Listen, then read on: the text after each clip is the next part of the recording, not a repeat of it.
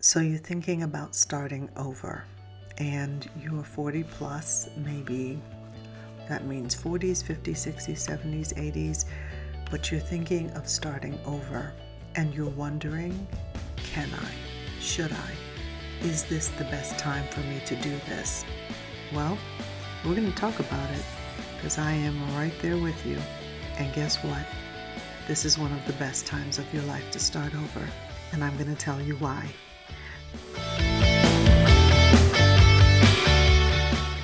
Hi, I'm Kay, and you're listening to the Kay blog in audio. I decided to make this as an audio, almost like a podcast, because I tend to listen to the most learning content when I am driving or, doing something in the house or cooking and my hands are busy. So if it's a video, it really doesn't matter to me because I'm getting the content, I'm getting the information that I need while I'm moving and while I'm busy. So if you're busy, you're going to love this because you can do what you have to do and I'll just talk to you. Okay, so you're feeling as if there's something different that's coming on the horizon. And that is absolutely not unusual. Who is this video for? Well, this audio for? You may actually be in a position where you have raised your children or you have older children and now they're getting ready to start families of their own or move out, so you are close to empty nest time. Or you may actually just be in that position where you've been working from home or working on a job and you know that you're about to transition and you want something that's going to give you more time than you have right now. Or you could be someone who has put aside their personal desires. There's certain things that you wanted to do, but you've put those things aside to do what you have to do, which is work, raise a family, cook dinner, provide for your family, do all the day-to-day things that actually take the time that we would normally have used or that a 20-something-year-old or, could use to build their own identity, so to speak, and doing things that build their confidence. Now, the first thing we're going to talk about is just that. It's confidence and identity. Because if you've been online at all, and I'm sure you have if you found this video on YouTube, perhaps you've gone through Pinterest or some other kinds of social medias, and you see that to be on those things, it does take a certain amount of confidence and knowing who you are. So confidence and identity building are really important. The advantage that we have in our generation, being 40s, 50s, 60s, and 70s and 80s, is that we've now come to the place where we're more settled in ourselves. We know ourselves better than we did when we were 20. We could probably look back and say, if I could say this or that to my 20-year-old self, I have a ton of advice that I could give that person on things that they could have started or should start now, back then in their 20s. But now you're at the age that you're at.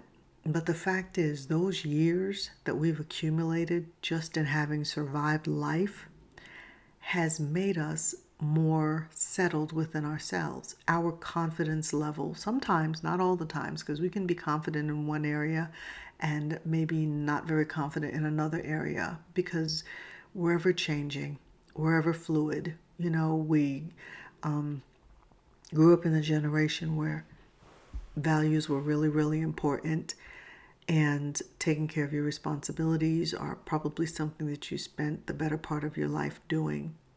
But now that you're at this age, you're kind of a little bit more, you know yourself better than you did, let's say, 20 years ago.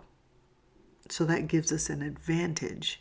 So that's one of the reasons why this is the best time for us to start over, to start something new in our lives, because you already know what you like, you know what you don't like, you know what you what your giftings are and your skill sets are.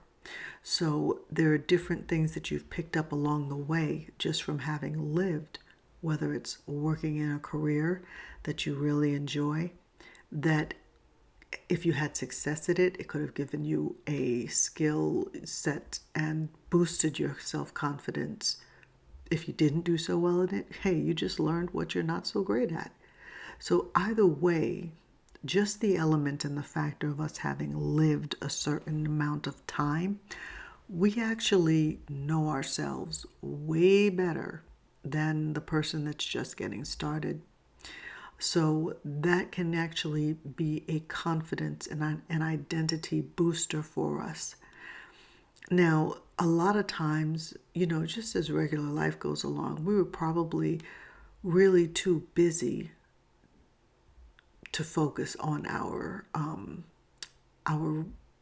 our desires, so to speak, the visions, the goals that we may have had, personal visions, because we were focusing on taking care of everyday life, having our family, kids to support when we're at this age in our 40s and 50s and 60s.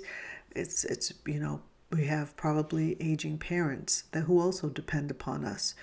And we have gone through or are going through, maybe you are still going through, where you feel as if your time is pulled in multiple directions. So focusing on yourself is not the top of the list. Everything else kind of takes priority. So it is difficult to maintain our confidence and our identity when sometimes it feels like we're running from one task to the next task, from one day into the other, and just taking care of business becomes a regular way of life. Now, maybe that's not your dynamic. Maybe your dynamic is that you now have the time because a shift has happened, and now you're ready to do something that causes you to start over and to start something new in your life. Okay, so here's the thing, is that we have also got one other circumstance that is very different. We have changes in our physical bodies that have transpired now in our 40 plus years that we did not have to deal with in our 20 something years. So when you go onto these social media sites and you see 20 somethings and it's like it's effortless for them and it's really easy for them and their confident level is high, I mean, that's totally normal. And our hesitance a lot of times to jump in to that venue is because we know we're different. We look different, we sound different, we feel different. But just remember this, there are people that want to hear what you have to say because you have something that they have yet to acquire, and that is years up under the belt. You have experience, real life experience, in things that they have yet to go through. And prayerfully, by the advice that we leave them, the next generations, they won't have to go through all of the things that we went through. So going forward, when you start thinking about what it is that you want to do, and I'm just kind of talking about maybe you're thinking about starting a business or starting a YouTube channel or writing a book or doing something that is different from what you have been doing, and you're hesitant because you're wondering, can I do this? Do I have the skill set to do it? Well, guess what? You have one other great advantage for you. You have lived long enough to have the experience to have something to contribute to this world. And you live during a generation where technology is more accessible and more flexible, and things are easier than they were just 10, 15, 20 years ago. There are some things that are unheard of, that were unheard of when we were in our 20s and 30s, that is completely available at the touch of a fingertip at our computers right now.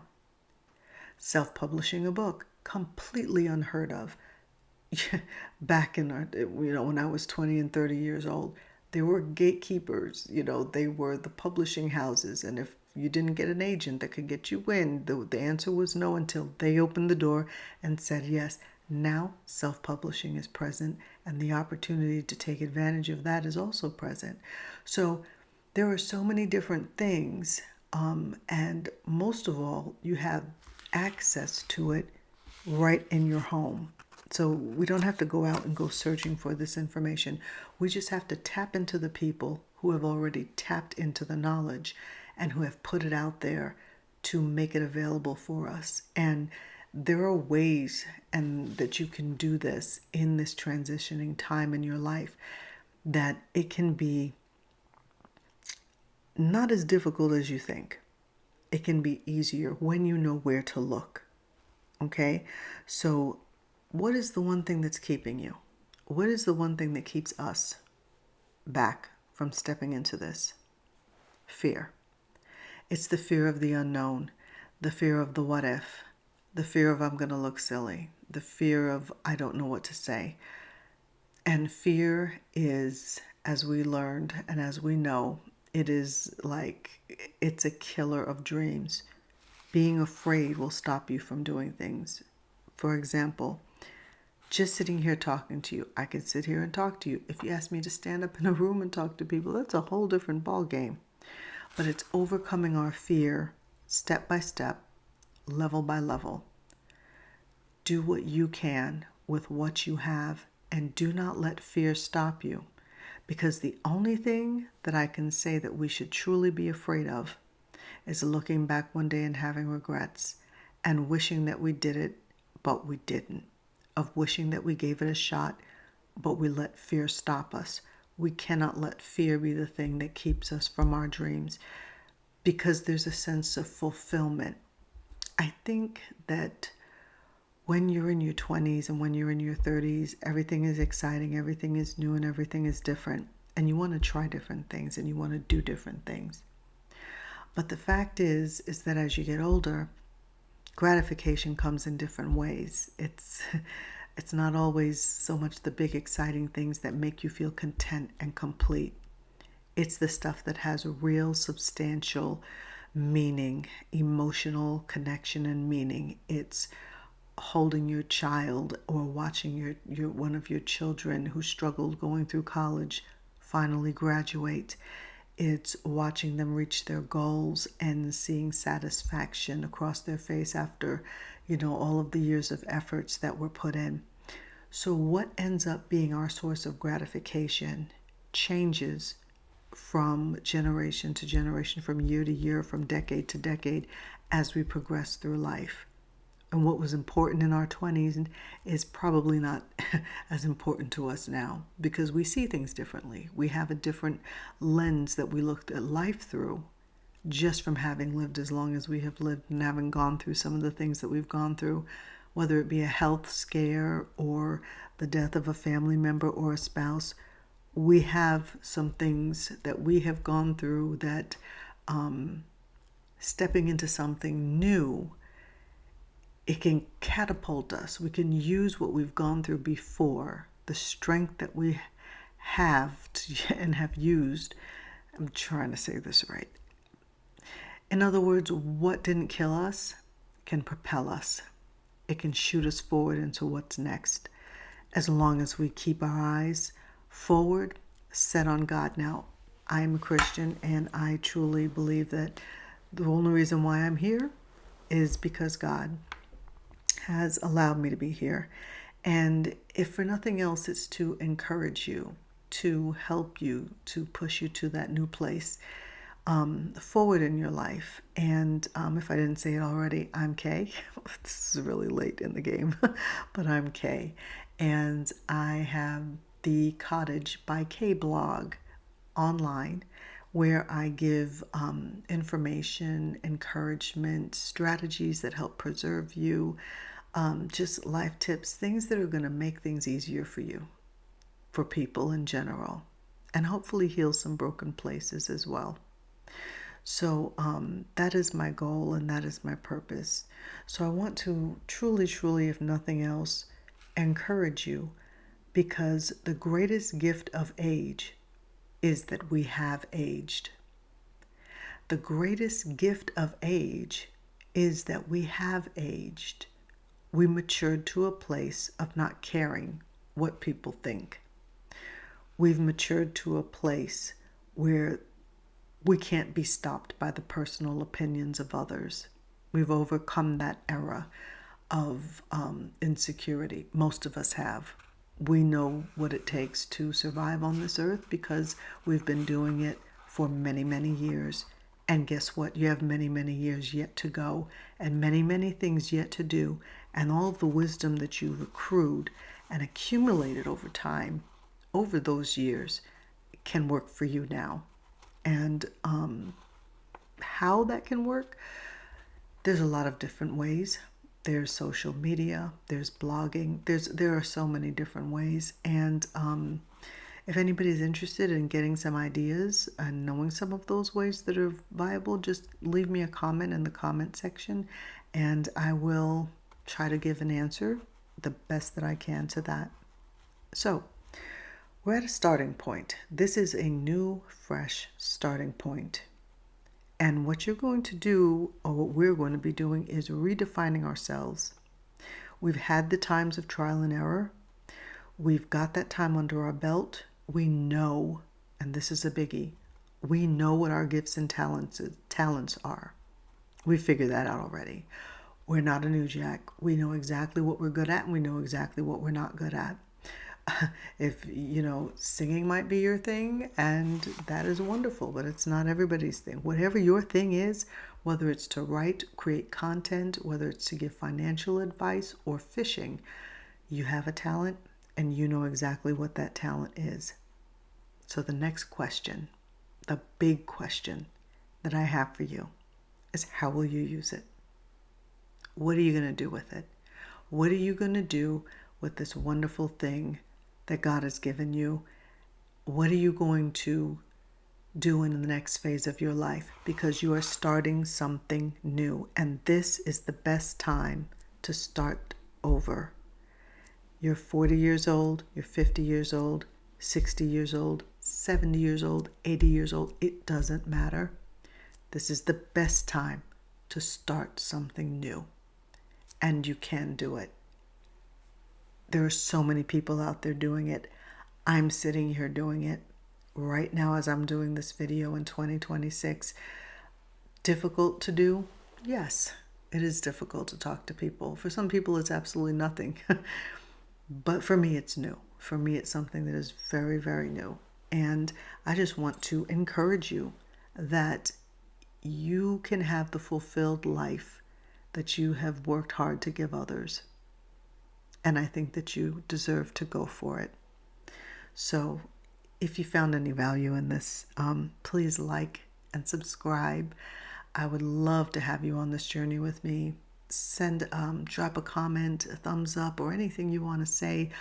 And if you want any ideas or information on how you can utilize and where you can get resources to start the journey that you're on, just leave it in the comments and I will do my best to answer as thoroughly as I can. One thing about me is that if I don't know, I will say that I don't know. But if there's any way that I can find out for you, I certainly will, because I want to see you succeed in your new journey. It's exciting. It's as exciting. It can be scary, it can be uncertain, but it's also exciting, and I'm excited for you. When I was in college, there were no cell phones. I remember telephone books. I remember television projectors that had foil to help pick up a signal. Yes, I did. I remember that your parents sent you to school and you came home, and if you had to make a phone call in between those times, you went to the front office and asked for permission. There were no cell phones. I remember when there were penny gums. Anybody remember that? Penny gums. And you would gather like 25 cents and think you were the richest person in the world and go down to the candy store. So now that we know that where each one of us are, you know very well that, I gotta tell this one. I showed my children a picture of a kettle phone, a regular telephone, the ones that we all had in our homes with the little spirally cord, and they asked me, "What is that?" So thank you so much for listening, and don't forget to like and subscribe. See you in the next video. Bye-bye, and God bless.